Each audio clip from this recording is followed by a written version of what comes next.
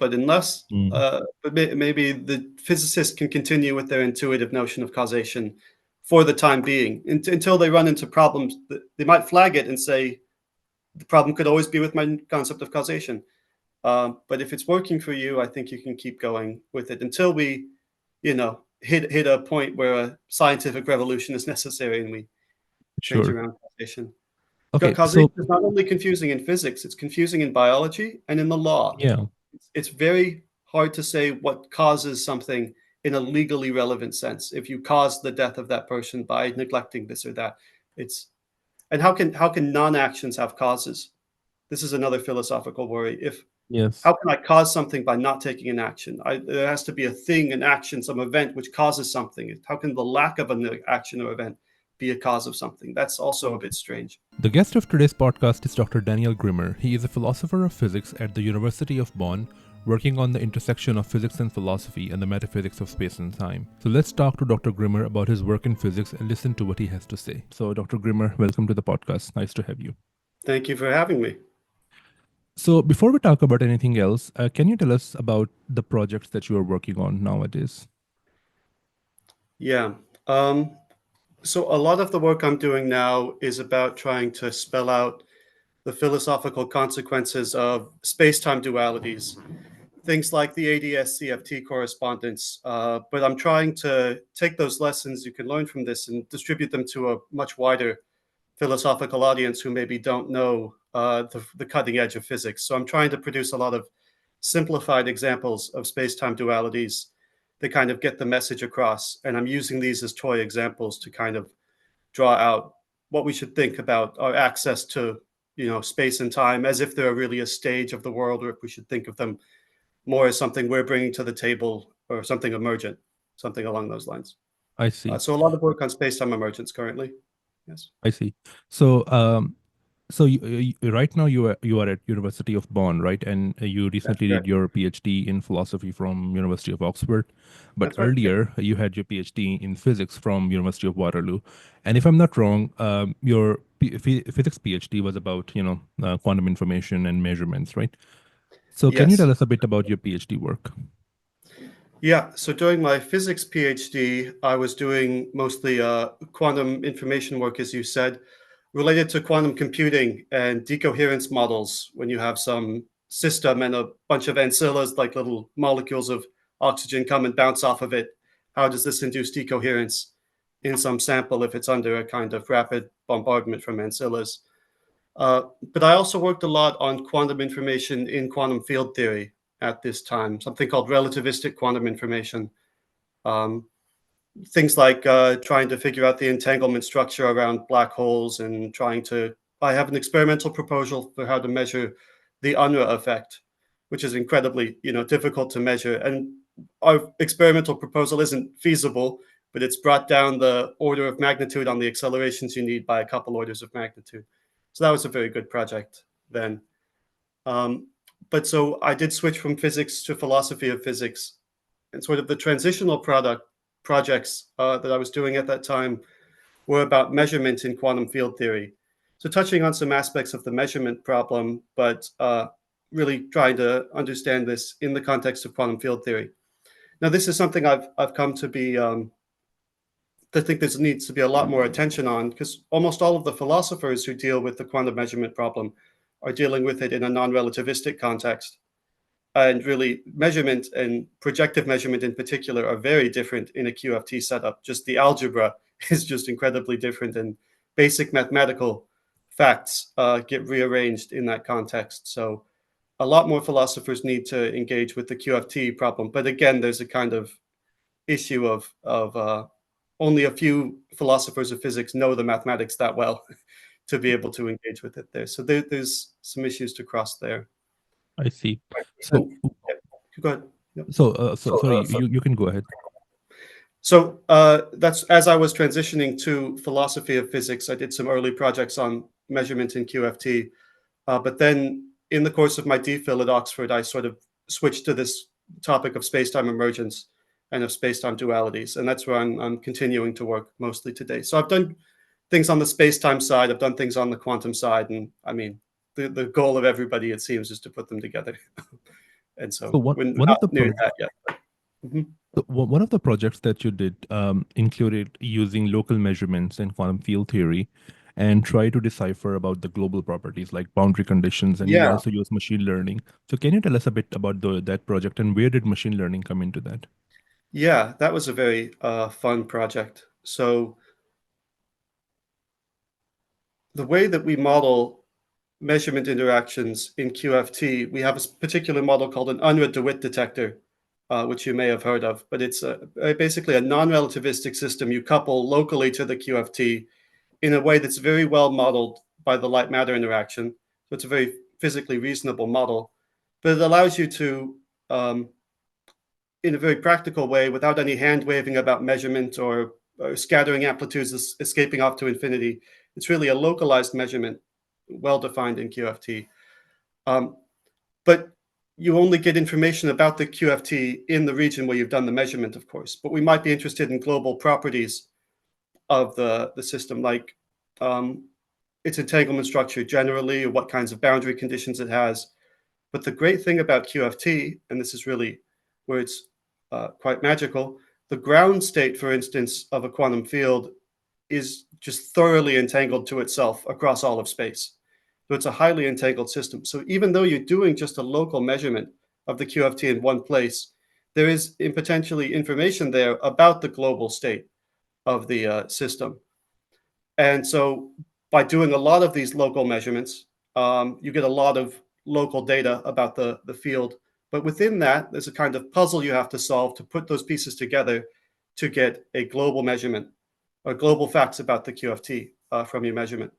But how exactly do those local pieces fit together into a global picture? You could design a particular, experimental protocol to do that if you were interested in this feature, but then you'd have to redo all that work if you wanted to learn this other feature of the spacetime. So what we thought is you could use a machine learning algorithm, and this was before sort of the recent advances in LLMs and transformers. So it was more of just a deep neural network we were using at the time, but to just take masses and masses of local data from your local detections of the field and try and figure out something global about it, because the information is there in principle. So it was testing just a kind of proof of concept that you can do local measurements and learn something about the global state of the QFT. Now, we're not experimentalists, so we just simulated all this, but it's a proof of Mhm. concept. Yeah. I see.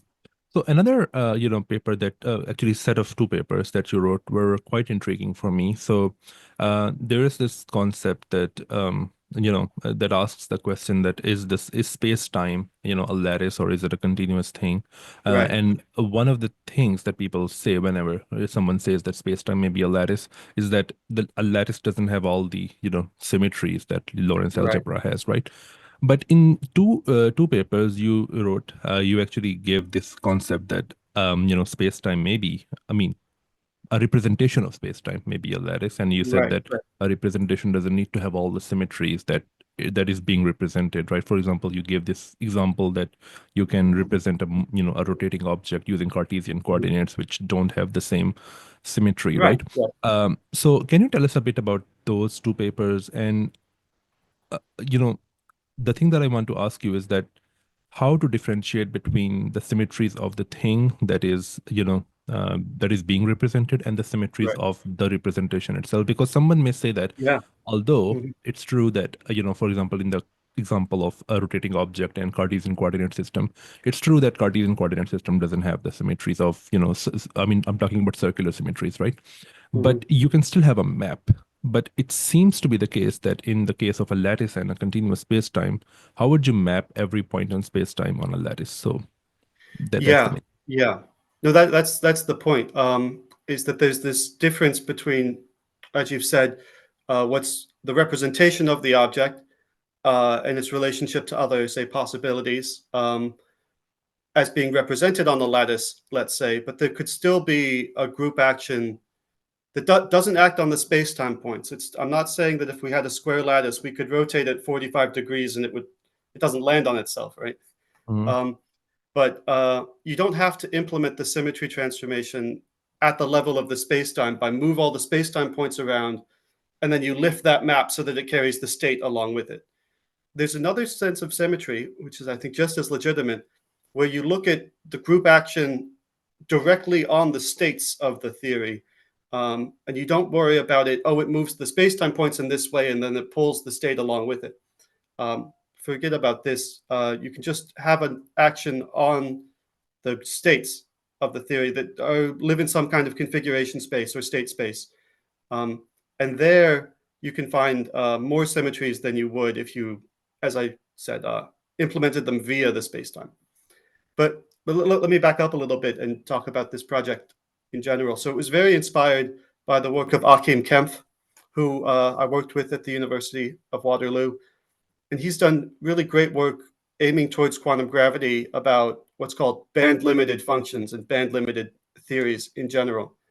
And these are theories where if you take the Fourier transform of your field or whichever, you would find it has some distribution over Fourier space. But if that's compactly supported, so there's some maximum frequency and some minimum frequency, there's a bandwidth that it all fits within, then some really remarkable things are true of that state. And you can reconstruct it exactly with no approximation from a discrete sampling. So this is where we get the idea that certain types of physics, this band-limited physics, which is often assumed in like lattice QFT simulations, you just impose a cutoff on this. You can have a continuum representation of that as some continuous field with a band limit on it, but there's an equally valid mathematical description in terms of a lattice. And so just trying to fully understand the relationship between the continuous picture of the world and the discrete picture of the world, which again contain all the same information, they're just representing it differently. And so in the continuous version of the field, say we have a pond, and for some reason it's band limited, but we drop a water droplet in, the concentric rings will go out from the place where the disturbance happens. Now, that disturbance of ripples can fully well be a continuous, or sorry, a band limited distribution of the amplitude of the water waves. And then, since it's a spherically symmetric set of ripples, you could rotate it and you would map the state onto itself as you rotated it. But there's an equivalent description of all of that because it's band limited in a discrete setting. And now we sample it, the lattice, to take a sampling lattice, that is sufficiently dense, and you'll exactly reconstruct the information of the state. But where did that rotational symmetry go? Like, we have a mathematical equivalent, so it has to be there somewhere. And it's still there in that you can take the discrete amplitudes of the wave, rotate them into some other distribution of amplitudes there, and it's equivalent to doing the rotation in the continuous setting. But it doesn't quite look like that on the discrete setting because you can't do a 10-degree rotation on a square lattice. But there's some mathematics there that nonetheless captures the fact that this state is rotationally symmetric, right? And so there's a kind of disagreement here between the symmetries of the lattice you're representing things on is not the same as the symmetries of the thing you're being represented. Does that clarify what the difference is? Yeah, to some extent it does. But then one question that I can think of is that what kind of lattices did you consider in that paper? Because if you want to talk about four-dimensional lattices, there's a plethora of lattices that you can consider. So do you want to talk about just square lattices or something else? Right. So the sampling result that I told you about for band limited signals, it works if you do a uniform sampling. It works so that could be a square lattice or like a hexagonal lattice, or whichever you like. But this is really a magical thing. It also works for non-uniform samplings, although the mathematics gets a lot more complicated. So you can sprinkle the sample points essentially arbitrarily, as long as they're sufficiently dense on average. There's a technical criteria I could describe for you. But you can, there's very, very many ways to discretely sample a band limited signal and capture all the information in it. So it's very free on that point. But as for if it's four-dimensional or if we can do Lorentzian symmetries, the second paper was talking about this sum, and there's some technical hurdles, and you have to make a few caveats in a few places. But you can get something that's you could reasonably call a Lorentzian symmetry on a lattice. Yeah. I see. So another topic that you have worked quite a lot on, and mostly in your, if I'm not wrong, correct me if I'm wrong, mostly in your, PhD in philosophy, is the Mhm. idea of something called deflating space-time, right? Yeah. Where it's argued that space-time is not reflecting something metaphysically substantiative. It's more like Mhm. well, I mean, so it relates to this debate of dynamics first versus geometry first, right? That Right. what is more fundamental, dynamics or geometry? And if I'm Mhm. not wrong, I think you go towards the dynamics first view, right? That's correct. So Yeah. so can you tell us a bit about that project, and can you also tell us that what is space-time if it is not something, if it is not reflecting something metaphysically substantiative? Right. So I wouldn't say it's not reflecting something metaphysically substantial, um, but that something that it's reflecting is more of a structural feature of the world as a whole, rather than um, like a stage on which the players, dance around in the old like Newtonian vision of the world. Right. But it's a very big topic. I mean, I wrote my whole PhD thesis on it. So where to begin? I mean, you can start by explaining what is dynamics first versus geometry first debate. Right, right. Yeah, so that's a debate which is very popular in Oxford. There's lots of people discussing it there, which is how I got introduced to it. Um, but the question is essentially, well, let's think about special relativity to start with. You have, of course, this Lorentzian metric that you write down whenever you're writing down the theory. But is that a real geometric feature of space-time, in the sense that you can imagine building up the world one step at a time? First, you have like maybe a topological setting, just the topology of R4, and then God comes along and he puts a metric structure on it that it just has intrinsically. So the space-time manifold, independent of what goes on it at a later point, has certain geometric qualities to it. This is the geometry first view. And then God comes along and sprinkles the fields and particles and everything on it. And they have their own symmetry groups, the Poincare symmetry of their equations. But that, because of the setting that they're on, has to match the geometry. So it's the symmetry of the geometry which first and foremost fixes the geometry or the symmetry of the matter that goes on the spacetime. And so you have this idea that the symmetries of the geometric structure is somehow constraining the symmetries of the dynamical laws, that there's somehow derivative or come later, or the particles can only behave in the paths and grooves carved into the space-time already, something like that. So that's the geometry first view, and I think that's very intuitive for a lot of people, the way general relativity or special relativity we're talking about is set up. But there's another way to think about it, where um, when we say that the spacetime manifold has its certain geometric structure, the only reason it has this, argue the dynamics first camp, is because the dynamics of matter is such and such. So there's no fixed geometric facts about lengths and distances, proper times and such, that then our rods and clocks have dynamics such that they measure that pre-existing geometric structure. The geometric structure of the world is entirely exhausted by the fact that our dynamics do have this Poincare symmetry, and thereby the spacetime has its Lorentzian structure. So the question is whether it's the geometry of the world dictating or governing how the dynamics might behave, or if just a dynamical description of how the things we call rods and clocks behave, if that is the full story for what there is in terms of geometry. So if you lean towards the dynamics first view, someone may come along and say that, well, in cosmology, right, when they solve Einstein's field Mhm. equations, you can have solutions of Einstein field equations where there is no matter and there is no Mhm. cosmological constant. So there is no matter. There are some solutions where there is no matter, only space and time. So how would you make sense Right. of that? Right. Yeah. So that's a bit of a puzzle, which has been raised before, and there's basically well, there's at least two ways I think of as being reasonable to go here. Either you bite the bullet and say that, well, when we attribute geometry to those solutions, or we shouldn't, that they actually have no geometric structure.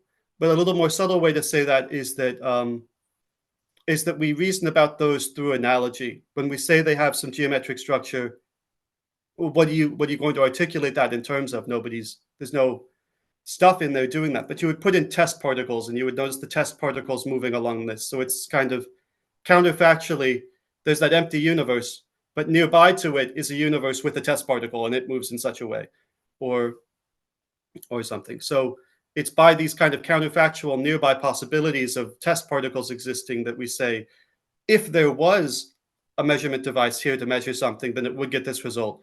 And in that sense, the empty universe also has that property, although literally speaking, it doesn't have a measurement device in it.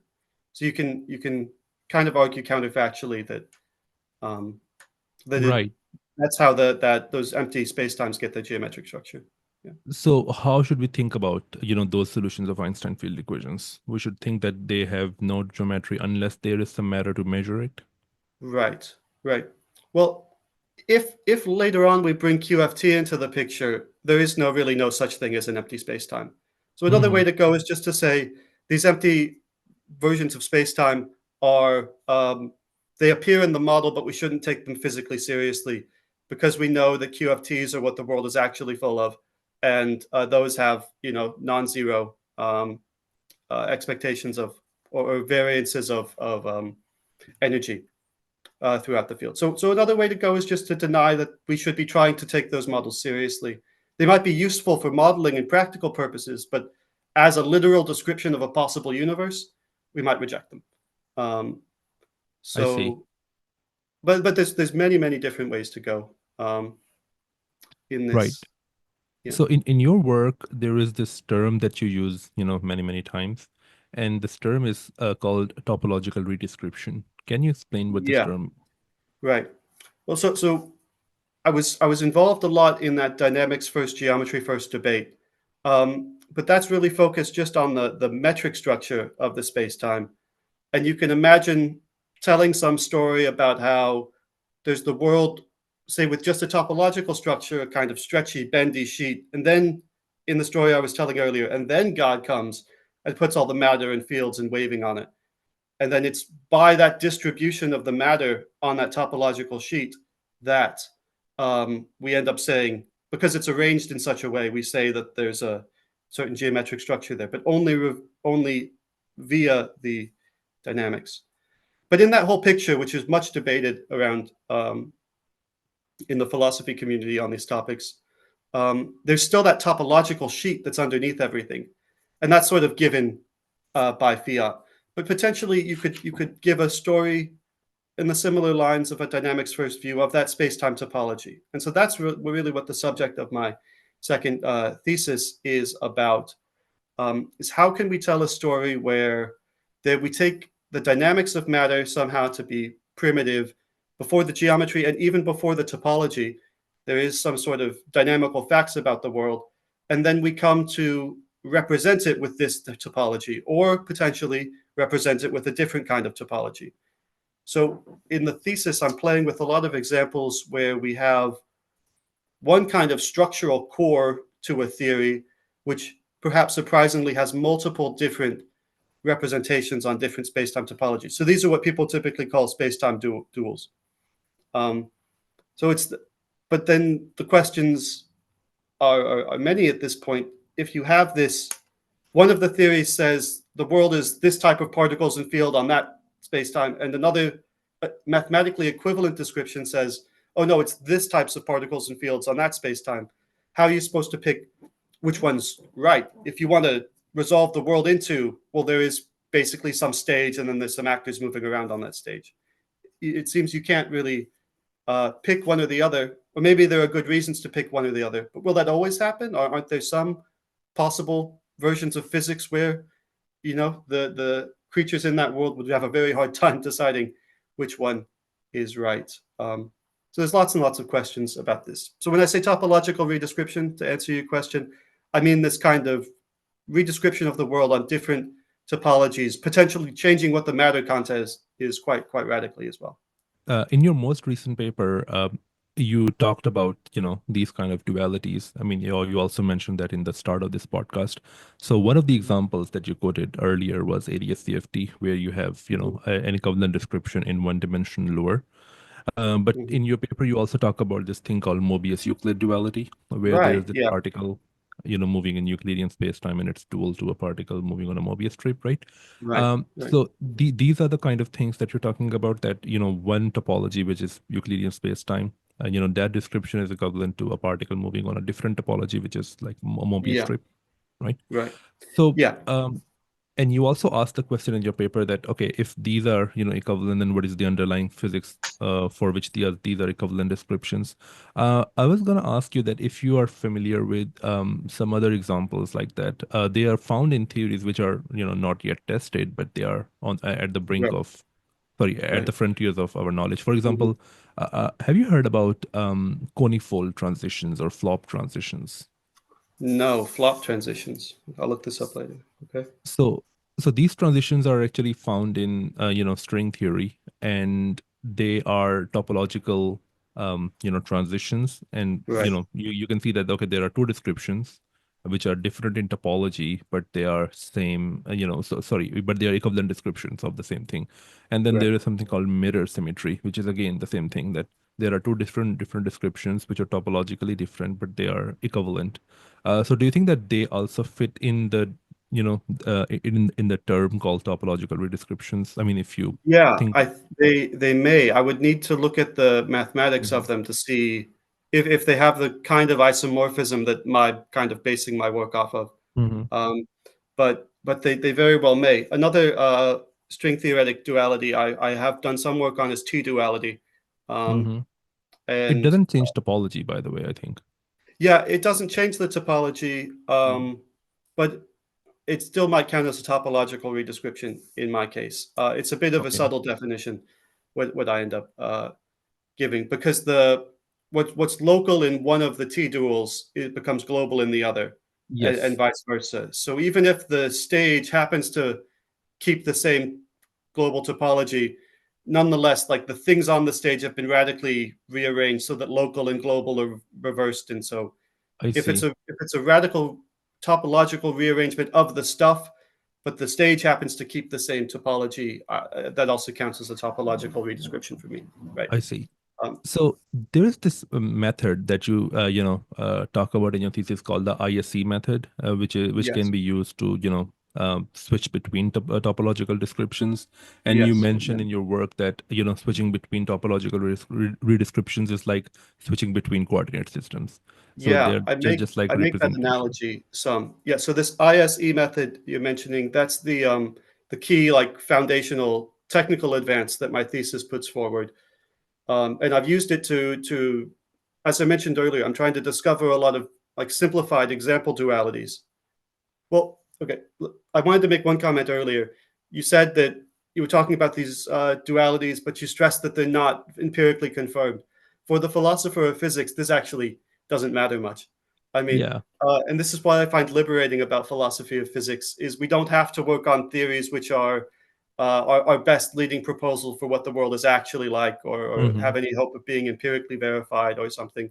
Just the fact that there is some sensible physics which we could imagine some universe being in, and then we imagine, what would the metaphysics of this world be like, and how would entities in that world come to think about, and where do their concepts get their significance from? And you can really play much more with hypothetical scenarios. And of course, we care about what the Hmm. actual world is like, but there's a much bigger playground of different theories you can try and interpret, and try different interpretational strategies on all kinds of things, whether or not they're Right. I the mean, actual. I wouldn't have mentioned that if I was talking to a person who works in my field, but whenever I mention anything from string theory to a person who doesn't do string theory, I make this statement because not Right. everyone is, very excited when I talk about string theory. So you understand. Right. Right. No, it's a great field of examples. I mean, we can debate if it's if it's gonna do everything that was promised, say in the 80s and 90s, um, but Right. um, but anyway, so I just wanted to say that it's wonderful to be able to think about all kinds of theories, and think about theories as such, whether or not they happen to be true. Um, Right, but so I developed this ISE method, which lets us switch between different topological descriptions of a theory just about as easily as you can between coordinate systems, or that's the pitch I give anyway. But there's other ways you can compare it to kinds of geometric redescriptions with conformal transformations and lots of other analogies that can be made. But it's the goal of this ISE method is not to find very nice duals where both are equally nice descriptions of the thing coming from two opposite things. I mean, I will find all the nice pairs out there, and this is where duality is maybe the wrong word, because there's oftentimes more than two, just like there's more than two possible coordinate systems we could use, right? And in fact, most possible coordinate systems, if you think about it, are just radically complicated. Like you could do any kind of generic coordinate system and it technically gets the job done and captures all the right information, but nobody would say it's a nice, good coordinate system adapted to the physics well or anything like that. So it's in that sense that I'm trying to offer a technique for getting really all of the topological descriptions on the table, even if they're terribly complicated or horrible or messy. If we really get a mastery of how to move between all of them, just like we have a mastery of how to move between all coordinate systems, even the terribly ugly ones. And then there's some criteria by which we decide what's the best coordinate description, what's the best geometric description, what's the best way to write down our physics in terms of laws. You could do these 3 laws or these 4 laws, and they have the same, logical consequences, but they're different sets of laws. So you can think about all these, what's the optimal way to formulate and write down the theory. That's when the selection criteria come in, but you can only do that once you've sort of put all the options on the table and have a good method of moving between them in a systematic way. So it's that first step that I think I've achieved in my thesis. Yeah. So can you explain a bit what is ISE method? Right. So ISE, it's an initialism. The first step is called internalize. And this is essentially a process of abstracting the structure of the theory away from its particular topological setting. So a theory will often come to you presented as, oh, there's this kind of particle that moves on this kind of world line. There's this kind of field that obeys this kind of equation. But all the objects in that theories are either maps onto the space-time, like a trajectory, maps from the parameter onto the space-time making a world line, or they're maps from the manifold to the real numbers. So the states of our theories are just abundantly maps onto and off of the space-time manifold. But if we're going to abstract away from that and say, I want to represent that same content on a different space-time theory, you have to have a way of abstracting what it means to be a state of the theory besides being this and that kind of map onto or off of the space-time. So that's what the internalization step does. Kind of helps us identify the structural core of the theory. And then the second step was search. That's the S. In this step, you look for some objects which I call pre-space-time translation operations. That's PSTO is how I abbreviate it. But these are kind of the seeds or the kernels of a new space-time representation of the theory. I can tell you what they are technically. They're a pair of Lie groups that have certain nice structures relating to how they act on the states and relating to how they fit inside of each other. One's a subgroup of the other. But from those two Lie groups, which sort of are I call them pre-space-time translations, because in our kind of pre-space-time theoretic understanding of the theory at this point, they are what will become the translations in the new theory. And what's remarkable is that you can actually build most of the new theory. This is the externalized step, the E step, by fiat, you declare those Lie group operations I picked out earlier, which act on the states, just declare that they are to be the diffeomorphisms or among the diffeomorphisms of the new theory. And I've structured things such that uniquely picks out a smooth manifold for the states to live on. So there's a kind of, and it also, not always uniquely, but it often drastically constrains how the theory states can fit onto that new space-time setting. So it's very constrained and very targeted construction of a new space-time setting. So this is a very general purpose method of removing the space-time from a theory, finding the mathematical structure which could generate a new spacetime, and then using that to build the new spacetime representation or the new topological description of the theory. And I proved that this works quite generally. So anytime if you have two theories which are dual to each other in the sense that their states, the configuration space, let's say, is isomorphic to each other, and all the structures are the same about, you can add things, you can multiply things, you can take inner products, and all those kinds of structures you would want to put on that space, a Hilbert structure, but whatever other structures you might want. If there's a structural equivalence of the state spaces, but yet they're representing those states on two different space-time topologies, then this ISE method is a way to move between them. So anything which should count as equivalent, I've then carved a path between them. And it's the same techniques that work in every case. So the second step in this procedure, which is the search step, don't you think that it's a bit hard to do, very hard to do, actually? Right. Yeah. So again, my goal was just to kind of formally get a tool that can move between space-time dualities in a very general way. As we have control over moving between different coordinate systems, right? So we've got this coordinate change tool, and the one tool does all the work. But now, how would you find a good coordinate system? You have to do a lot of work and think about, you want local normal coordinates and all the kinds of things you might want in any given scenario. So I'm not saying that it's an easy process. I'm not saying that I know how to pick these PSTOs that get you where you want to go. But if there is a nice redescription of the theory, if a duality exists, there is some PSTOs that will get you there. I'm not sure how to find them, but this is a universal method for moving between descriptions.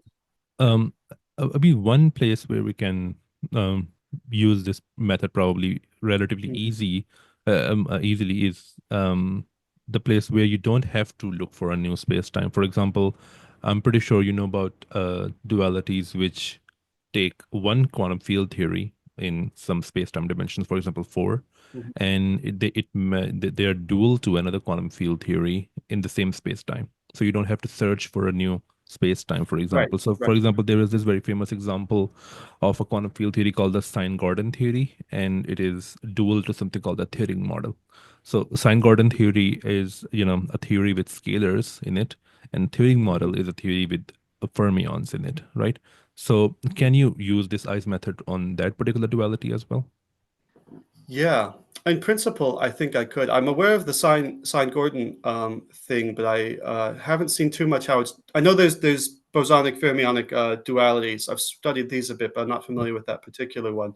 But yeah, in principle, I think my methods could apply in that case. Okay. Right. Because there you don't have to search, right? Because the first space-time is the same thing. So if you already know where you're going, or you already know which Lie group actions ought to count as diffeomorphisms in the second theory, then it's well. But in that case, you maybe don't even need this ISE method if you already know the kind of structural. But it's kind of the goal is to unify discussions of all these things, because often in the philosophy literature, people are talking about space-time dualities on the kind of a one-off sense that we have, this space-time duality, T duality in string theory, or some other duality, and they do a case study on this particular one, and they look for the common core, that structural core between those two theories. It's all locally just about this one. And then they completely forget that and redo their analysis on some other, well, they kind of carry the themes and main lessons across, but it's seen that you have to do this analysis on each individual case. And but if you get them all sort of working systematically with the same mechanisms under the hood for how to move between them, then you sort of want to have a more universal method that says, given two duals, I then have a pretty generic way of understanding what the common core structure is between them. But again, oftentimes it's just that there's like two good representations of the theory which are being compared and contrasted. But like in the coordinate case, and this is where I'm pushing a kind of philosophical argument, we want the real content of our theory, what we identify as real, to be coordinate independent. And there are some nice coordinates, maybe Euclidean coordinates are nice, and also polar coordinates are nice. but there's a million other coordinate systems too. And we don't want to look for what's common between Euclidean coordinates and polar coordinates and say that the common core of these two representations is the true content of the theory. We want to take the content of the theory to be what's invariant across all possible coordinate redescriptions, even the terrible ones, right? So if you open the door like this, and now we're looking at a much wider field of duals, most of which are terrible. You want to know what's the common core among all those, that wide field of options, and you get very constrained then on what the common core is in that case. I was actually mentioning the Sine Gordon Thirring example because as I said, that there you don't have to search, because I think that can be used as an exercise for the other two steps, like I and E steps, because you still have to do the internalizing and externalizing steps, right? So Right. this can be an example where you don't have to do the S part, and you just do I and E parts and you get the answer. So that can be a trivial example, at least, just to show that this method works, right? Yeah. The method. I can do more papers applying it to certain cases to prove that to demonstrate how it works in those cases. But again, I'm more, and maybe you should think about my second audience being the physicists who are on the front lines here. But I often think of my audience as the philosophers who don't have such strong physics backgrounds, and I'm trying to produce simplified examples which get the point across for them. But it's also important to engage with the frontline dualities which are actually showing up in string theory and elsewhere. Yes. I see. So before I change, topic a bit, I want to mention one example, because you said that you're also looking into T-dualities, right? Yeah. So are you familiar with something called non-geometric backgrounds in string theory? No, I can't say I've heard of these. No. So that should be an interesting example. So you're saying that in this ice method, you take something, some content on some particular space-time, and you abstract out the essence of that thing without using space-time, and then you search for a new space-time. But the problem, one problem that can arise is that sometimes when you do T-duality, the answer that you get is non-geometric, so it's not a space-time. For example, there is this field in string theory. If you have particles, right? Particles can couple to electromagnetic potential, which is A mu, right? Which has single index. And there is a field strength F mu nu, which has two indices. Now, in strings, when you have strings, they couple to this electromagnetic potential called B mu nu, which has two indices, right? Because it's an extended object string. And that corresponds to a field strength called H field, sometimes called the, the B field is sometimes called the Colbromon field, but H field is just H field. Now, if you start with a three-dimensional donut, which is called a three-dimensional torus, right? And you have this H field on it, right? And nothing else. And you do a T-duality transformation on one of the cycles of the torus. It turns out that you get something which is, which is complicated, but it's still geometric. But if you do a T-duality on one of the other cycles, so you have a three torus, which means that you have three cycles, right? So if you do T-duality on the other cycle, so you do two T-dualities, you get something which is non-geometric, and it's non-geometric in the following sense. So when you have a metric tensor, right, you have to, we know that, in differential geometry, you cannot, label all of the space with a single coordinate system. So you have to do it patches, right? So when you define the metric tensor, for example, in the patches, there are these transition functions, right? Yes. So when two patches overlap, there are transition functions, and they are diffeomorphisms, right?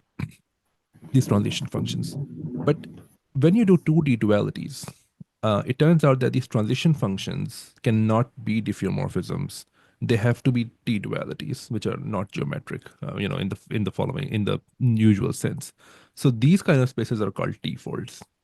And what I want to understand is that, can this method, the ISE method, work when the resulting spacetime is not even geometric? It's not a Riemannian manifold. Yeah, right.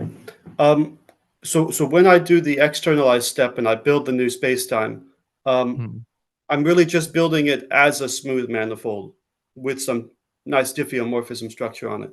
So when I'm building a new spacetime, it doesn't come automatically equipped with a metric. And so you would have to, so in principle, I can deal with situations where the dual spacetime doesn't have a metric on it, or maybe even can't have a metric on it. But I haven't worked out any of those cases in detail, but that shouldn't be a problem. Okay. Right. So even when the metric is not, well defined, just by using diffeomorphisms, that should not be a problem. That's what you're saying.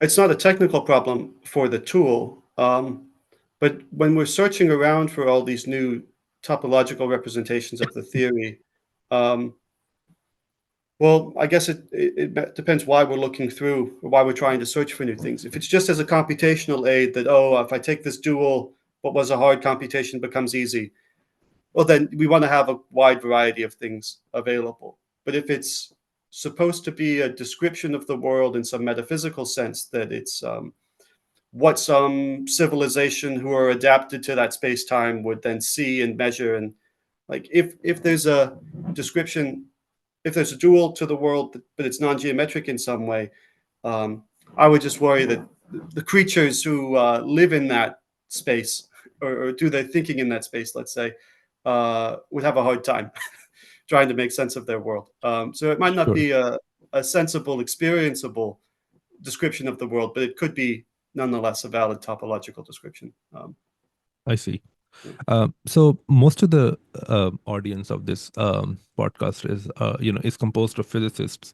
So for them, I need you to explain one term, because I think that term also appears in your work, Right. and that's Neo-Kantian spacetime. So what is that term? Right. So as I'm doing this philosophy work on space-time dualities, and especially taking that dynamics first view we talked about earlier and extending it to the space-time topology, the view that you end up getting of space and time in general is most closely aligned with Kant.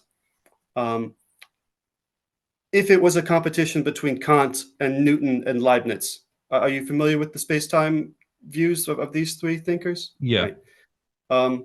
So just very quickly, Newton, and this is a caricature, of course, these are actual historical people with very nuanced thoughts, but Newton thought that space is a kind of absolute stage on which things have absolute locations and they move around. You have absolute velocities defined with respects to those. And but he knew that his theory couldn't tell you about those absolute locations because it only dealt in relative terms. But he believed they were there nonetheless. And then Leibniz comes along and in certain debates says, no, if the physics works in terms of these space-time relations, that should be all we think there is. There are no absolute locations, all velocities, all distances are relative. But he still thought that there were sort of mind-independent facts about what those spatiotemporal relations were. So Newton wanted to see the space-time as kind of a substance, a substantivalist view, and then we're sort of on top of it moving. Leibniz wanted to say, no, it's all relations between things, but they were both agreeing, or they were both claiming that there are spatiotemporal facts about the world. Whether they're absolute or relative is the debate. The Kantian view, again, just in the very big picture contrast with the other guys, is sort of leaning more on the mind dependence of our judgments about what is spatiotemporal. So Kant famously thought that we shouldn't think of, we look at the phone, we do our experiments of all the different particles in the world, we see chairs and benches, but he would say we shouldn't think of space and time as being properties of those objects in themselves. If you were to somehow interrogate the chair in its own language or something, it wouldn't really think of itself as being spatial or spatiotemporal, and that's a bit of a stretched metaphor. But in themselves, these things, we have no reason to think they have spatiotemporal extent. We experience them as such, but this could be fully something that we're bringing to the table. The world's fundamentally non-spatiotemporal, but we come to it, and it's a kind of organizational principle that we have, maybe Kant thought, as a necessary condition for cognition to happen. the only way to have a sensible experience of the world is in spatiotemporal terms. He agreed with this. So it's nonsense to think of experience without thinking of it as in space and time. But that's only because it's an organizational principle that we're bringing to the table as a matter of necessity. And it's not that it reflects something out there, some spatiotemporal condition of the world. And in some ways, my work is aligning with that. Do you have any questions broadly about the kind of Kantian tradition I'm working in?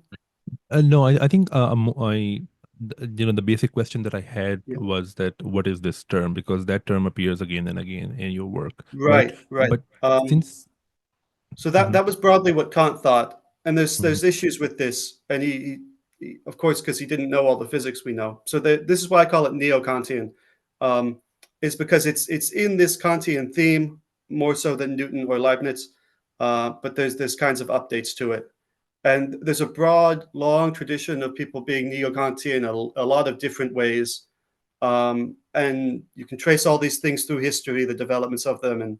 But I'm calling myself Neo-Kantian sort of an individual spirit. I right. have things to learn and to say about the other branches of this tradition, but I'm just trying to put myself in the Kantian camp broadly. Right. Yeah. I mean, although I think I may know the answer to this question already, having said, having listened to everything that you have said, but there's this debate in quantum. I think it's not even a debate. It's like a view that is held by many people that when you have a theory of quantum gravity, in that theory, space-time would not be the fundamental thing. So I'm sure that Yeah. you agree with that, right? Yeah, I'm sort of leaning in this direction, that space-time will somehow be emergent or fundamental or non-fundamental. But there are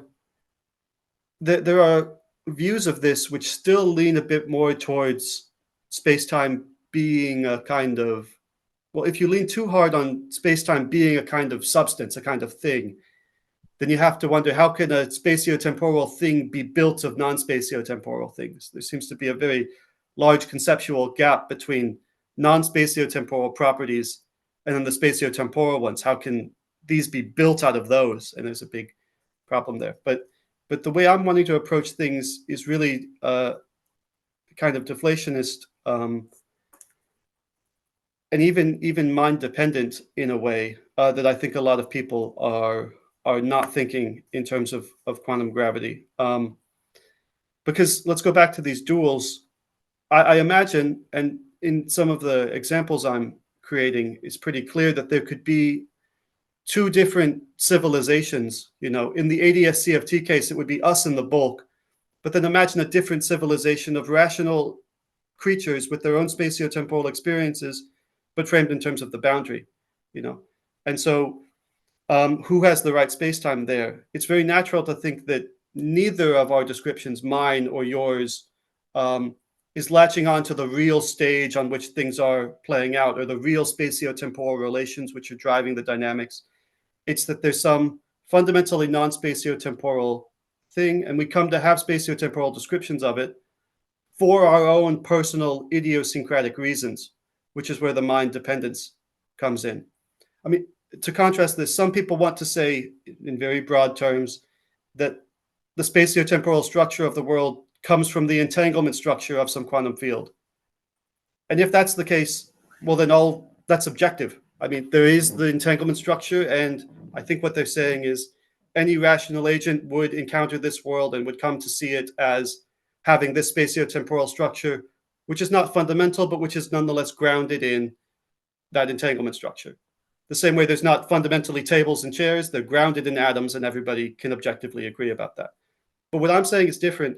I'm saying the reason we organize the world into our spatiotemporal terms, is much more pragmatic and mind dependent than this. There could be alternative alien descriptions of the world and their experiences of the world, which would lead them to have a different spatiotemporal description.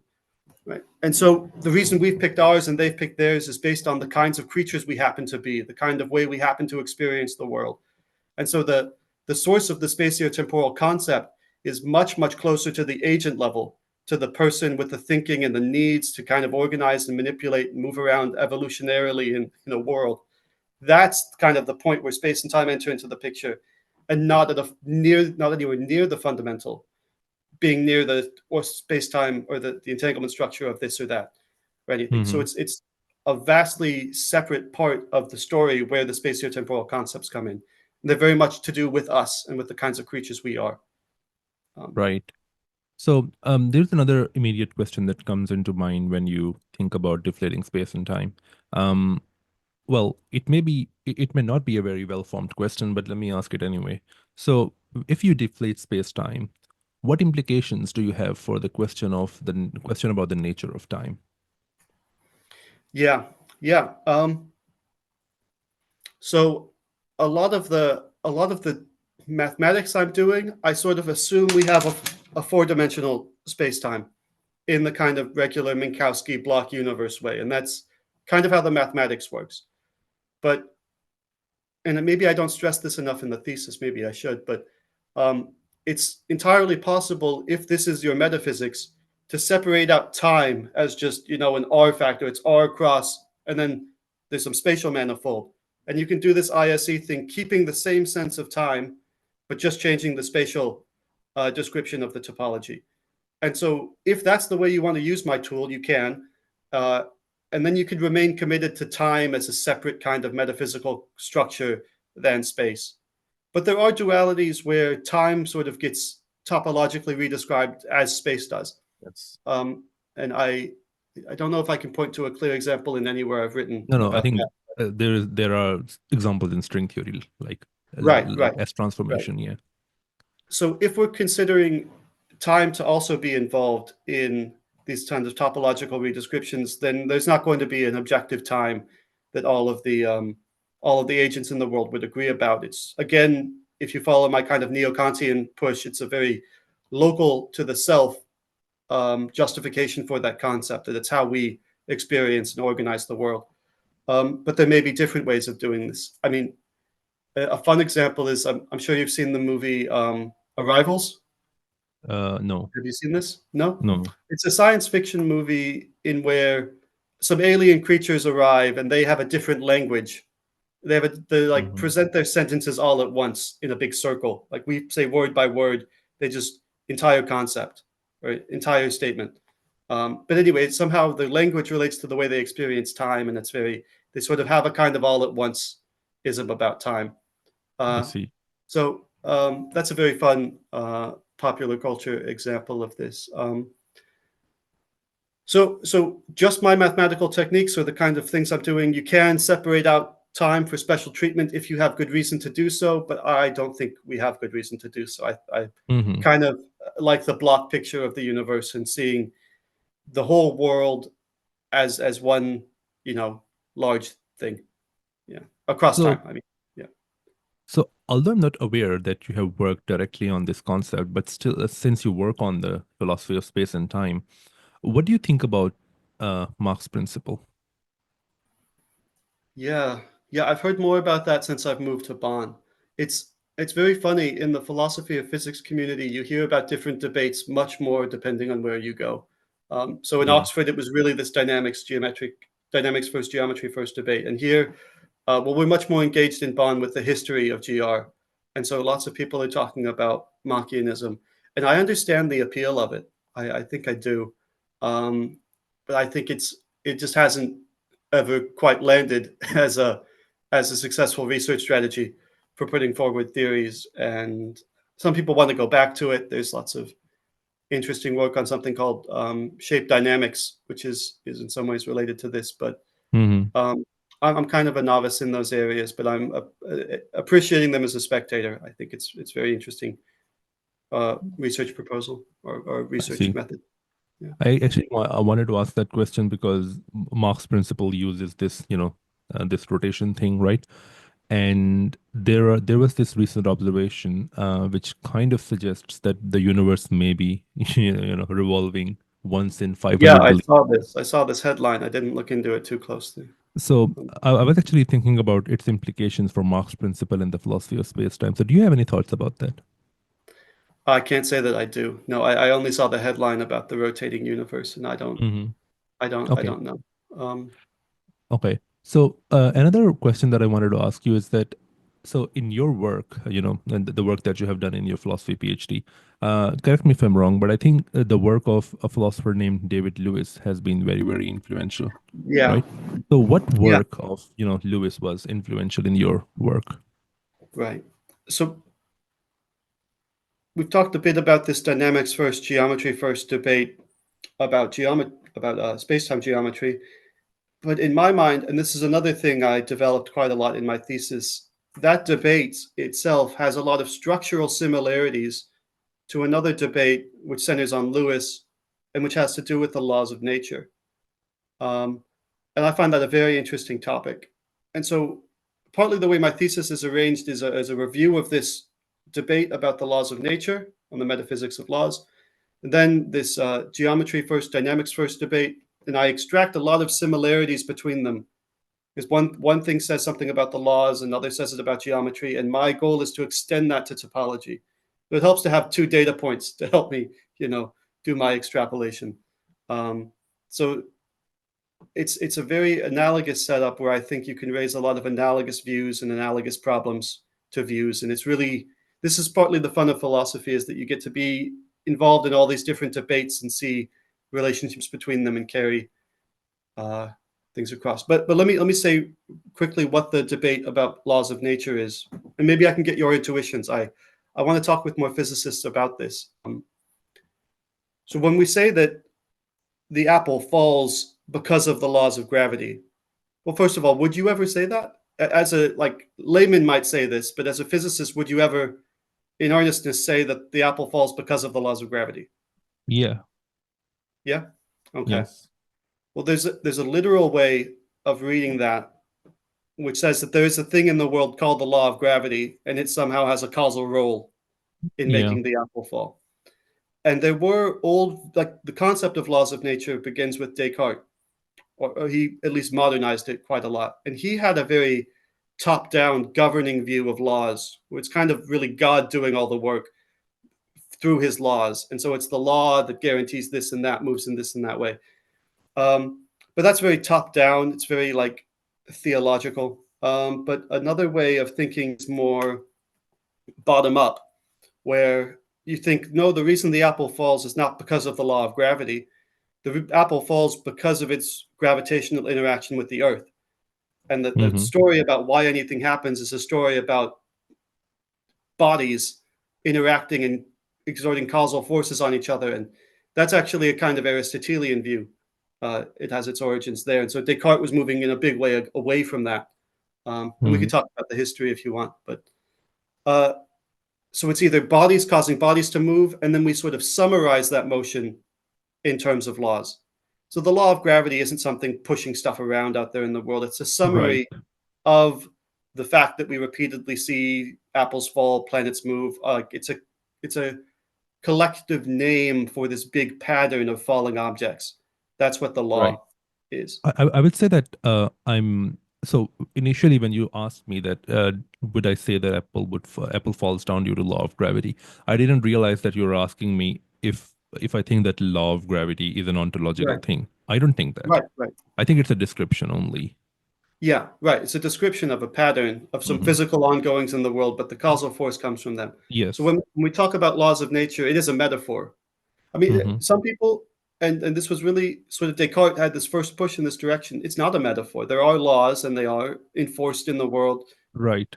by God, and the laws are somehow constituted by God. And it's funny his metaphysics, Right. but But we do know um, that at higher energies there are corrections, so it cannot be, ontological. right. Yeah, so I'm thinking whatever the fundamental laws are. Like I used laws of Hmm. gravity. I was I thinking of see. Newton, but obviously that's not the fundamental law. Hmm. It's an approximation we have of the fundamental law, but suppose we get to the end of physics and have some laws. I see. I see. Are those um well, here's something funny you hear. They say that some people gesture at a potential for the Big Bang that at first there was nothing except for the laws of quantum mechanics. And then there was a fluctuation, and then the whole Yes. universe started from all this.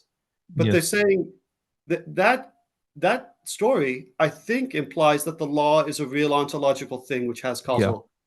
That's a Right. very Right. Right. funny story to say. I hear people give that kind of description, maybe seriously, maybe just to have a nice story for the public. But Well, a lot of people don't think very deeply about the ontological status of laws. I mean, right, because right, most of the people who are saying this thing are physicists, and they don't think very deeply about the right, ontological status of physical laws. But right. I think they would say that laws did exist in some sense Right. before the universe. Hmm. And that's something, okay. So if you're only talking about the most fundamental laws, if there is a most fundamental law, I would say that I also lean towards that. Right, Although I right. don't know that in what sense do laws appear, exist. That I don't know. If you want to have some law-based explanation for the first moment in time, it Hmm. seems like the laws have to pre-exist the universe, Yes, I agree. right? I agree. Um, right. So maybe then you want to give up on this. And if Hmm. if everything that happens in the universe is because of things that are in the universe, I mean, you want to deflate the importance of the beginning, and you want to say it's just the South Pole of time. It's like Hmm. it's Yeah. the world has something, and the lines all close up and go, but it's just a place. It's just it might be singular there, but it is just a place in space and time, or Yeah. not a place. But I mean, you can deflate the importance of it and say there wasn't anything before. It doesn't really need an explanation. Hmm. But returning to the laws of nature debate, I and a lot of people want to think that the laws themselves aren't an ontologically heavy thing that's causing or governing the world in a top-down way. And you want to say they're just descriptions of patterns. But this goes a bit against our intuition that the laws of nature explain things, and that when we figure out the laws of nature, we figure out the reasons for things.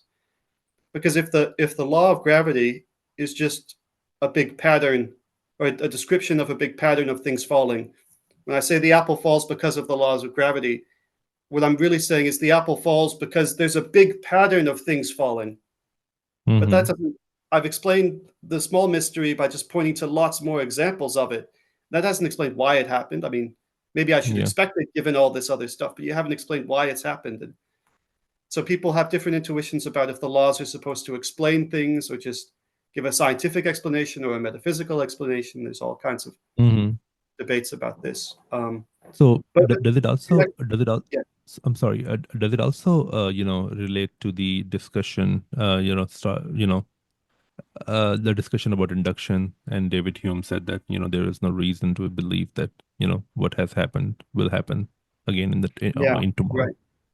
So you started by asking about David Lewis, and I wanted to come to Hmm. his view next. Yeah, His sure, view is sure. called Humeanism about laws, and it's Hmm. derived from kind of a Humean metaphysics. Um, so on Lewis's view, there are no governing laws, and actually for Lewis, there are no real direct causal interactions between um, pieces of the world. So it's not that the Earth is causing the apple to fall. There's just a kind of coordinated motion. And this relates in a way back to Hume. That might sound very strange at first, but it's very natural in Hume's approach, um, because we never actually see the causal magic of the one billiard ball strikes the other and then it moves away. We don't see the real causation that's there. All that we have in our experience of the world is what Hume called constant conjunction. We see this thing happen and then this thing happens. We see the lighter Hmm. flick and then the thing catches on fire. And you just see these correlations over and over again. We never see the actual causation. We just see correlations.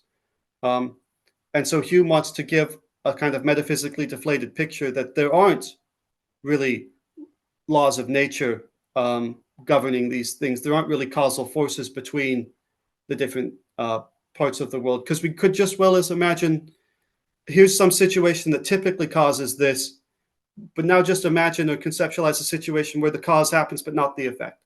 So you have the striking of the match but no fire comes. And this is obviously conceivable in every cause and effect scenario. So it's not like it's very hard to see how the one thing can cause the other thing if we can imagine them as a metaphysical possibility where they're not together. Um, so Hume wants to say, and gets to his worries about induction, that all we have when we say something causes something else is just a habit that we've kind of formed via constant exposure to these things of expecting the one thing to happen when the first thing happens. And it's entirely our notion of causation that we bring this expectation to the world. But really, what there is in the world is just what Lewis later calls a Humean mosaic. So just imagine the space-time manifold spread out, and the field has whatever values it does at any other space-time point. But it's not that what happens at this space-time point is somehow directly physically causing this other part. Because we could imagine the parts of space-time being populated by any kinds of fields in any kind of relation. There's this gluing that can happen of arbitrary possibilities and adjacent to each other. And you think if that's metaphysically possible, there's not really any necessitation that because the one thing happened, it in a strong way necessitates that the next thing happens. The world is just this big coincidence of spread out of local matters of fact when they happen to be arranged in a very, very nice pattern. But the laws of nature just amount to a description of that pattern. There's no causal force they have in pushing the world around. There's no force even between the bits of the world. It's just a complete brute fact about what this Humean mosaic is, and then we have nice descriptions of it. So that's a view in the laws of nature, which is, Right. in some senses, quite extreme, but it has a very nice conceptual coherence to it, I think. So if I'm not wrong, I think philosophers have always struggled. I mean, definitions are always a tricky thing to do, but I think philosophers have always struggled to define what causation is, right? Because I mean, one person may think that, okay, A causes B if you can derive B from A, but we know that this kind of definition has been proven to be wrong in the past. For example, there is this example that, you can explain the length of the pole by its shadow, but the length of the pole is Yeah, not caused right, by right. its These shadow, are right? examples. Yeah, So how do you even define causation? I mean, in your opinion? right. Yeah. So I don't have a final view on these debates about causation, and I generally lean towards this bottom-up description of where the laws get their significance from.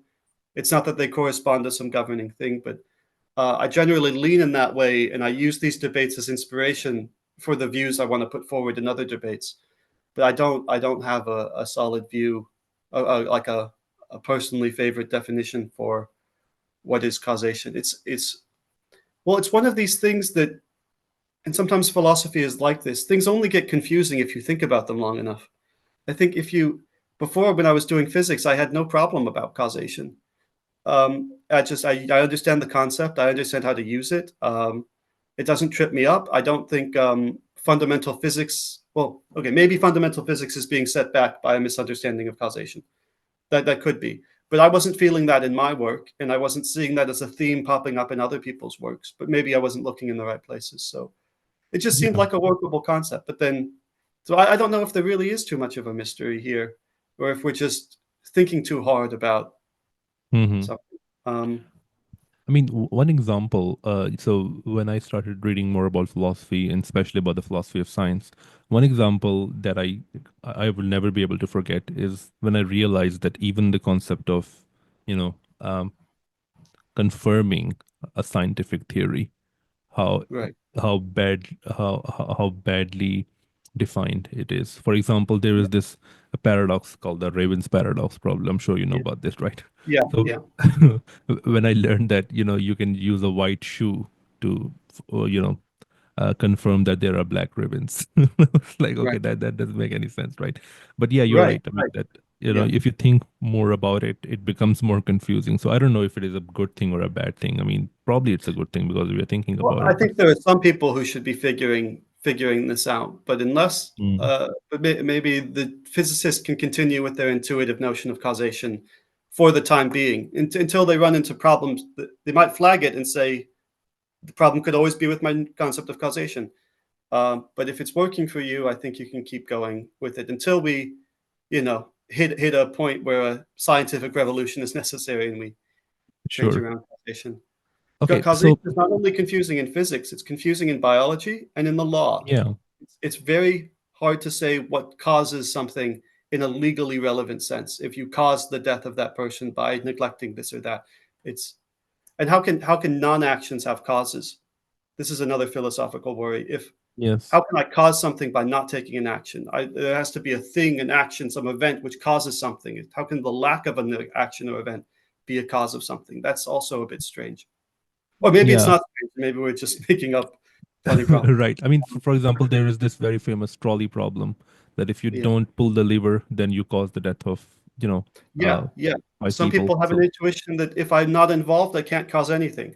yes, Which I don't think that's right. But I can see like they have a metaphysics of causation where you have to be an active participant to cause anything. Um, right. Okay, so before we wrap this up, I really need to ask you that. So before we wrap this up, I really need to ask you that how did you make your transition from physics to philosophy? I mean, what caused you to right, make this transition, right, and what right, inspired you to make this transition? right. So I I think I shouldn't use the word cause after we discussed that yeah, sure. Yeah. causation is a problem, I right?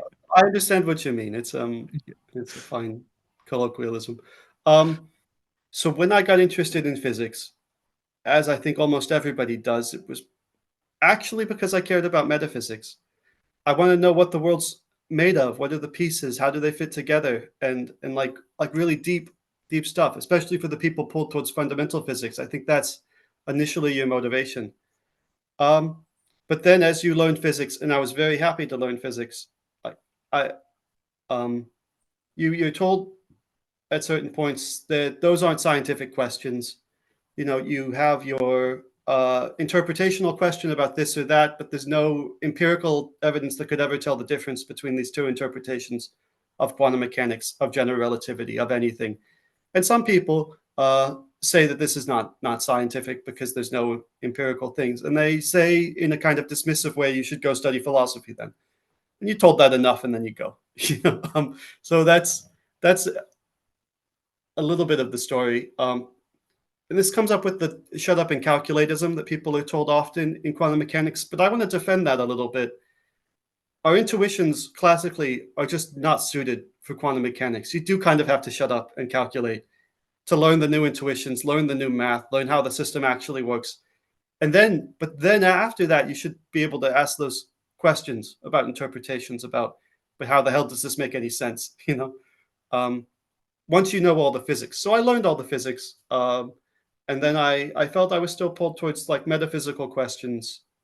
And really what the deciding factor was for me was just learning that there are serious people doing philosophy of physics. In my undergrad and early in graduate school, I'd seen physicists do bad philosophy, and I knew enough to know that was bad philosophy. And I'd seen philosophers do bad physics, but I hadn't seen anybody do both well until I met Doreen Fraser and some other great people at the University of Waterloo. We were working on QFT with Eduardo Martinez, my supervisor at the time, and we got invited to a philosophy of physics conference as kind of the physics experts to come in and make sure they were doing all the facts about QFT right and how it works in practice.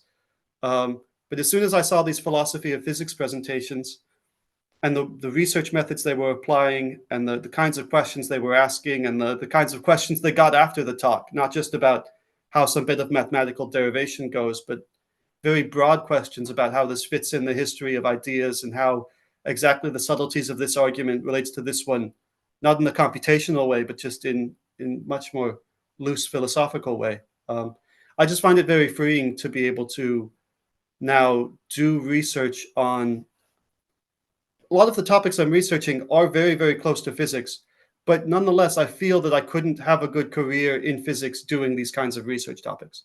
I feel like you kind of pressed into researching the front of the line theories, the state of the art stuff, all focused towards discovery. What's the new physics? What's the new phenomena? And philosophy of physics can take a backseat, look at a more historically broad perspective, consider theories which are not true, but just are interesting examples of how metaphysics might work. Um, and there's just different research methods and a scope of discussion in philosophy of physics, which I find very freeing. Um, and I was just very happy to discover this. So I mentioned Doreen. She told me that there's a great master's program at the University of Oxford, a one-year master's in philosophy of physics that's kind of designed to take people with physics. Could just be an undergrad. Typically, it's a master's. I came in with a PhD in physics. But then it trains you in the course of a year to do more philosophy of physics. And so I just did this after my PhD, and I just fell in love with it and have never really looked back. And then I did the PhD at Oxford as well because I met great people there and was able to do very Mhm. interesting, good research there. So I mean, one of my friends asked me to, consider that program if I'm interested in philosophy of physics as well. Well, so Yeah, let's see. Um, yeah, you could apply. Yeah, I think they're very keen to take people with good physics backgrounds. The issue at Oxford before this program was they had good professors doing philosophy of physics, and there were good undergraduate and graduate students interested in philosophy of physics, but there was a technical gap they couldn't cross. You try and take a philosophy student who's had maybe freshman high physics and try and get them to work on philosophy of quantum mechanics. There's so much you have to do to get up to that point. So they decided it's best just to scout people off of the physics track who are dissatisfied mhm. and want to do more philosophy. Maybe not even dissatisfied, but just curious about what philosophy of physics might be like. And there's a wealth of talented people that can be pulled over into philosophy adjacent topics. The philosophy of physics community is much smaller than the physics community, but it's really wonderful.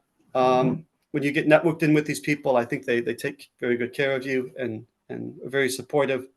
Whereas physics can feel very competitive at times, Yeah. all competing for jobs, and there's many more people than there are jobs. It's a little bit lighter in philosophy of physics. There's still not many jobs and not much funding, but I don't know. Mhm. It feels like a more welcoming community, I think. But yeah. So if you look at the past of many senior people who are working on philosophy of physics, like for example David Albert and people even more senior than him, right? Mhm. Like Alan Aspect and people like him, we do hear stories that they were discouraged to do philosophy of quantum mechanics, for example, right? So Right. for example, if I take the example of David Albert, he was doing his PhD in physics at Columbia, I Mhm. think, and he was discouraged. He was, given a topic, in his PhD thesis with that related to Mhm. physics. But he was given that topic like forcefully by Mhm. his by the head of the department, I think. So for those people, we used to hear those stories, but the perception that I had was that since now a lot more people are working on philosophy of quantum mechanics and the foundations of quantum mechanics, Yeah. and Yeah. there is also this Nobel Prize that has been given to Alan Aspect and Zeilinger Mhm. and Clauser Yeah. on working on foundations. So I thought that now it's much more acceptable to work on that. But you said Yeah. that when you were I think it may transitioning. be. I think it may be. Yeah, but there's still lingering effects of this. So I was at the Okay. Institute for Quantum Computing in Waterloo. There were great people doing quantum foundations there. And it was, Hmm. if you were working on the quantum measurement problem, it wasn't some kooky thing to do or some waste of time. It was like I see. there were people really thinking about this in different interpretations. But not, nonetheless, it's still relatively constrained. The kinds of things and the research methods you're allowed to do. Like we talked about the ontological status of laws of nature today. Hmm. I mean, this is you can't use the word ontology in any physics paper. I think Yes, it's anywhere where true. you try and talk about metaphysics, you're going to be shut down in a way or viewed as a kind of sideshow where the real physics is advancing and discovering new physics. But there's a kind well there's tools and debates and discussions that the philosophers have access to that I just didn't even know were available when I was studying physics. So it's just a much wider, sort of looser, less methodologically constrained way of approaching things. And I think it takes all kinds. I'm glad there's physicists who keep their tried and true research methods and things that are more speculative and philosophical. Um, and I'm Right. happy to have my place in the middle. Yeah. But in your previous answer, you said that when you were transitioning from physics to philosophy, you also heard like shut up and calculate these kind of things. So was it still there? I mean, this kind of Um, discouragement. yeah, yeah, but again, I'm actually a fan of shut up and calculate in the intermediate philosophy of quantum, or sorry, in the intermediate quantum mechanics course, where you're like Hmm. you really have to like set aside your intuitions. It's so Hmm. unintuitive that you have to kind of if you want to make intuitive sense of everything you're being told in that class, you will throw your hands up and ask the teacher questions all the time. I mean, it is so I think you have to get through a bit of that and just accept what you're being told for a while. And so I was told, I do remember being told, shut up and calculate in that context, but it was actually the right advice in that time. Hmm. And Yeah. as long as that's not the general state of the culture widely, yeah. But it probably is much better than it was. And well, but physics is such a multifaceted community. I think there's probably people in places where anything which is related to philosophy or metaphysics is looked down upon or not funded appropriately. I see. So before we wrap this up, I have two questions. Two questions from the people for you. So the first question is that, well, actually three questions. So the first question is that I have two questions, one related to physics and one to philosophy. My first question is that, do you think the universe is mathematical in nature or just describable by mathematics? And my second question is, do you think metaphysical questions like why is there something rather than nothing are meaningful? Yeah, yeah. Regarding the world being mathematical, I think it's very well described with mathematics. I think mathematics is the best language we have for it. And I think all future physics will continue to be very, very mathematical and like increasingly mathematical as we go forward. Um, but that's just the best tool for the job. If you mean something like the ontological status of it, like, well, we can get into the ontology of mathematics if you want to, but I think we're to the end of the podcast now. Um, but that not in any kind of Platonist way that there are abstract, realizations of the actual numbers. And when we talk about numbers, we refer to those. I don't sort of buy into that ontology. And so if that's what you mean by wanting to say the universe is mathematical, um, I don't know. But in a way, I'm kind of what's called a structural realist Mhm. about these things, so that I think that the structures of the world are somehow more fundamental than the actual entities that inhabit that structure or that instantiate that structure. Right? It's a kind of a structural thing which then takes on representations in the kind of representation theory way of a physical world around us. But the real true reality is the structural core, which can have multiple representations. So I'm kind of committed to and that structure is cashed out mathematically by our theories. Although I don't want to say it's ontologically mathematical. Um, so I know what was the second question? Um, the second question was that are statements like why is there something rather than nothing meaningful or not? Yeah, I think that's a meaningful question. I think that question in particular has has shaped my life in a way because during my undergrad studying physics, this question did come to me sometimes when I was walking around campus, and it kind of floors you. It floored me when I first thought of it. It's like, why is there something rather than nothing? There could have just as well been nothing. And there's lots of great philosophical discourse around this that dwells on the nature of nothing and what would it be for nothing to exist. I mean, if one of the possibilities was nothing, then from that nothing world, another possibility would be that there was something. And so, in a sense, there's not really nothing, there's the possibility of something being Hmm. that other world. And so, if you want to count possibilities somehow as having some ontological status or having some kind of modal thickness to the space of possibilities, where it's not Yes, just what's in the actual world that's actual, but somehow properties of what's possible are also properties of the actual world at that actual world, then there would be modal properties in the empty world. There's possibilities of things, which isn't nothing. Um, right. but there may not be concrete, actual physical objects, but there's nonetheless possibilities of things. And so, there's lots to say about nothing and nothingness as a philosophical concept. And I think that clarifies our thinking when we investigate these things and poke and prod these concepts. I think it's clarifying ultimately.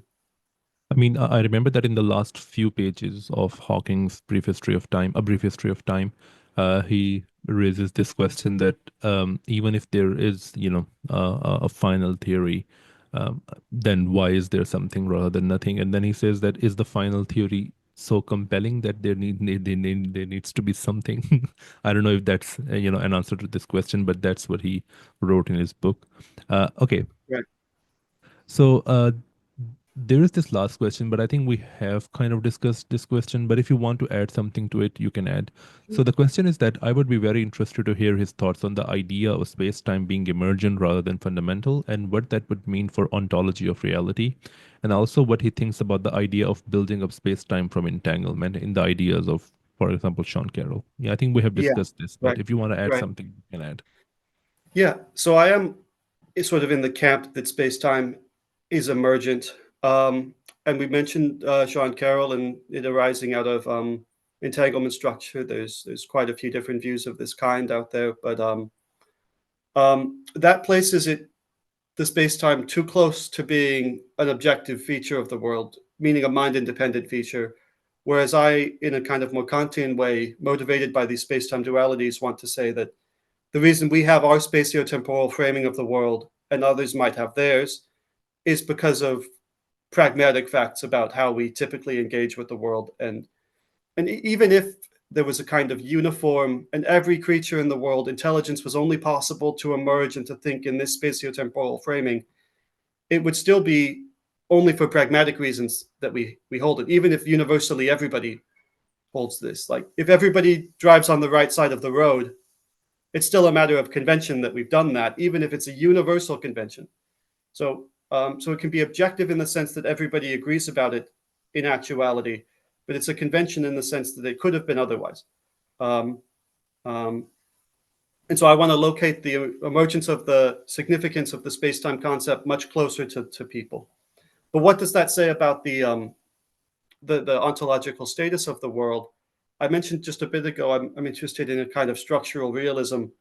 And this is all kind of speculative, and I haven't written much about this, but I'm thinking the world is kind of a unified, undifferentiated whole, but in a kind of structured way. So there is the one universe, and it has what structure it does. It's not that it comes divided up into parts, or that it has this part interacting with this part. There's just the one thing, which is everything. And then we represent it via a kind of representation theory as fields on this space-time, but it could also be represented as other fields on other space-times. And so it's just really a kind of core unity that I think is at play, really. And just one last comment, this might alleviate some of the tensions we talked about earlier with causation. Because if the world really is just one thing, then it's not that there's this billiard ball and separately this billiard ball and this one causes or necessitates this one moving, even though we can conceptualize it not moving and we can conceptualize the metaphysical possibility of no effect. Well, there's not really two separate things. The billiard balls are part of the one thing, which is the world, and we've represented it with a kind of two-ness, but there's not a mystery of one thing causing another thing to do something. These are both representations of the parts of the one thing, and that oneness is more primary than the two-ness which is represented. And so there's not really a, but this is all very, very speculative, and I haven't written it anywhere, really. So, I see. yeah.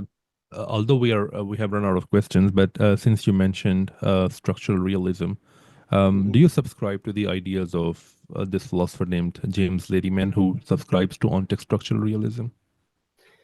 Yeah, so I am on the fence about this. I'm definitely into the kind of epistemic structural realism, but the ontological one takes a bit more commitment. So that view I just described about the world being kind of one structured thing, and there's just the structure. Like when we resolve the world into this and that objects, it's not that it's fundamentally that way. It's the structure is primary, and the fact that objects appear distinguished and multifold and as a representation of that structure, as exhibiting that structure, all that multitude, I think, is maybe coming later. So in that sense, that would be the ontological structural realism. But that's just a kind of posit. I don't have a good argument for that. It's just if you want to take the kind of it's a little bit suggested by the work I'm doing, but there's no reason you have to go in that way. It's just I feel that that's kind of, if you were to take the program and really commit to it in a very, very strong way, it would kind of lead you in that direction. I see. Yeah. Okay, so thank you so much for your time, and I hope that we can talk sometime in the future as well. But thanks a lot for your time. Yeah, this has been a great chat. Okay. Thanks. Goodbye then. Bye. So if you like this video, give it a thumbs up and consider subscribing, and the YouTube algorithm thinks that you will also like this video.